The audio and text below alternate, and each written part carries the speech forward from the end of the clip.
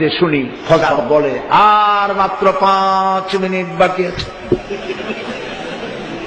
বলেন এরকম বিদআত জায়েজ নাই। কে বলেছে আপনাকে এই কথা বলার? রাসূলুল্লাহর মসজিদ থেকে আযান হওয়ার পর কখনো নামাজের জন্য আর কোন ইঙ্গিত দেওয়া হতো না। কাজী হাদিসে যা নাই আন্দাজে তা বানাবেন না, গোনা হবে। আবার আরেক শ্রেণীর লোকেরা তারা রসুলকে এত ভালোবাসে, আযান দেওয়ার আগে আসসালাতু ওয়াসসালামু আলাইকা ইয়া রাসূলুল্লাহ, আসসালাতু ওয়াসসালামু আলাইকা ইয়া হাবিবাল্লাহ, এই বলে আযান দেয়। কোথায় পাইছেন? আপনারা কি সাহাবীদের চাইতে রাসূলুল্লাহকে বেশি ভালোবাসতে পারবেন? জবাব দেন, পারবেন? পারবেন? সারা পৃথিবীর সব মুসলমান একত্রিত হয়ে একজন সাহাবীর মহব্বত রাসূলকে দিতে পারবে না।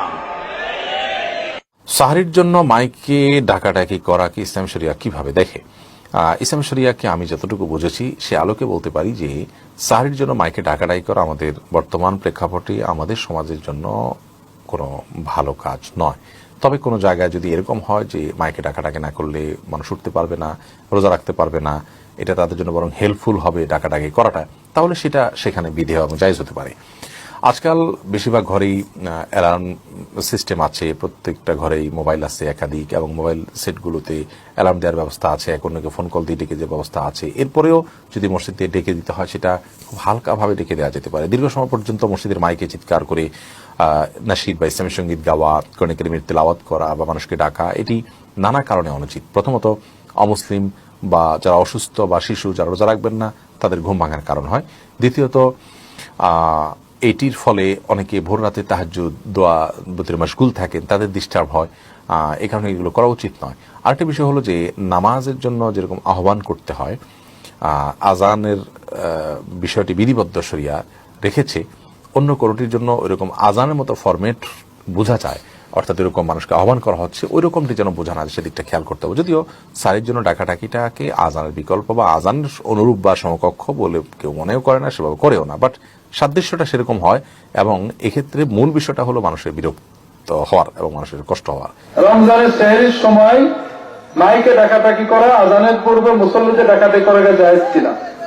ডাকাডাকি করা জায়েজ আবার নাজেজ। আমরা বর্তমানে যেটা করি এটা নাজেজ, অর্থাৎ বেলা রাত 3টে থেকে 4টে পর্যন্ত একটা মাইক বাজানো হারাম কাজ।